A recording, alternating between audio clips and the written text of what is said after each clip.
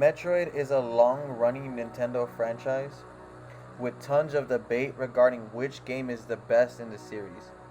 Metroid Fusion has its fans, but it is somewhat overlooked in comparison to Super Metroid, Metroid Prime, and Metroid Dread. Metroid Fusion does something special by both evolving the Metroidvania genre while also throwing away one of Metroid's best features. With all this being said, Metroid Fusion is a unique title in the franchise, and as I honestly believe, it is a very terrible Metroidvania, but a phenomenal game. Hey there, my name is Christian. I recently just played through and beat Metroid Fusion, and I definitely have some thoughts I want to get out there about this game. So this is going to be a review of Metroid Fusion. If this is your first time on the channel, do me a favor, you guys. Like the video. If you like the video, please consider subscribing as it does help me out tons. And with that, let's get into this video, you guys. So like I said, this was my first time playing Metroid Fusion, and I was taken back. I'm used to exploring dark and creepy unknown planets. Samus is typically placed in an environment completely new to both her and the player. This usually creates a sense of isolation. You feel like it is just you and Samus alone in this unknown planet. Typically, blindly exploring the planets will help you learn more about how the game is played, making you feel like you and Samus are getting stronger together.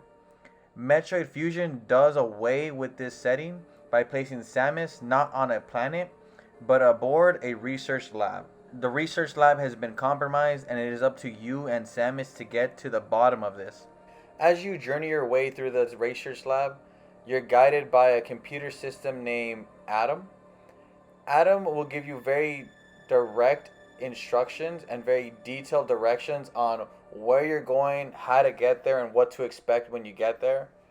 Having Adam as your guide definitely takes away something that makes Metroidvania so unique and so special.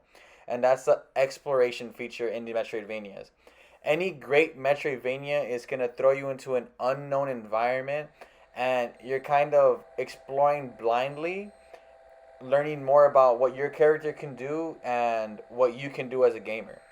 Getting rid of the exploration feature definitely adds a different dynamic to this game, and it makes it feel less like a Metroidvania and more like a 2D puzzle game, where just because you're being told exactly where to get there and how to get there, once you do get there, it's not going to be a direct shot to the room you want to get to.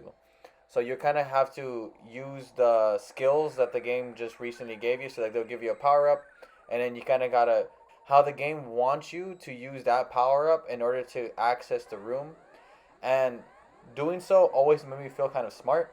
I feel like when I'll get to a room and I'm like, okay, I know I need to cross this wall to get through this room, and you kind of have to just shoot everything, Metroid style, shoot everything, roll into a ball, jump around, explode the room, whatever you can to try to open up a wall or maybe find a little nook or cranny you can slip into. Definitely gave me a different feeling of satisfaction, even though I feel like it is a very different take, and I know it's not going to be everyone's favorite take because I know a lot of people really enjoy the exploration in Metroidvanias. Having this very organized and compact version of a Metroidvania was very interesting and rewarding in its own way. I feel like this is a very streamlined version of what Metroid games are. It still contains all the tropes and all the gameplay mechanics you want. So you have all your regular power ups. You have your screw attack. You have morph ball, ice beam, all the things you want Samus to be doing. She's doing, and she's doing exceptionally well. The gameplay handles beautifully. It feels almost like this game released today with the way the gameplay was moving. And at times I forgot that I only really had a limited amount of buttons because I just felt like the options were so varied.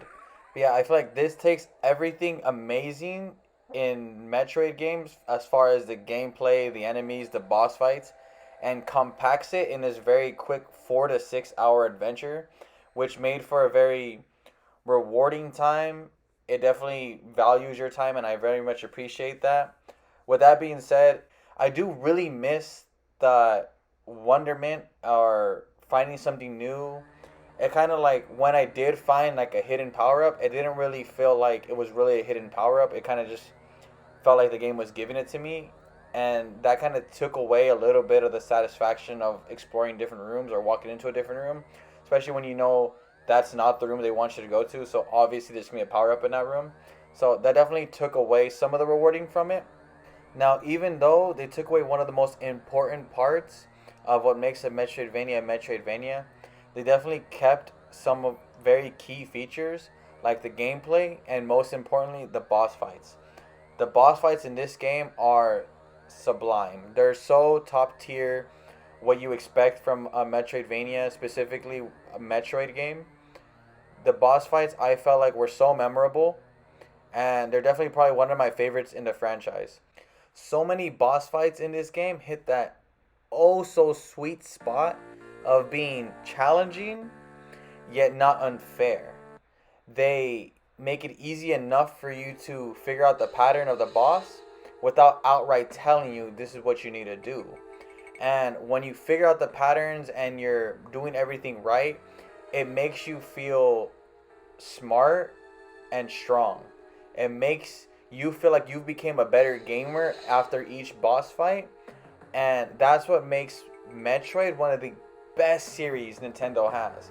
It makes the player feel so accomplished and successful after each boss fight, and quickly humble you on the next boss fight when you have to learn the new patterns and use all your new techniques. It definitely pulls the best out of gamers, and it makes you feel ready for more. If you've never played a Metroid game before, I feel like this is a perfect game to jump into as your first Metroid game, just because it's so streamlined.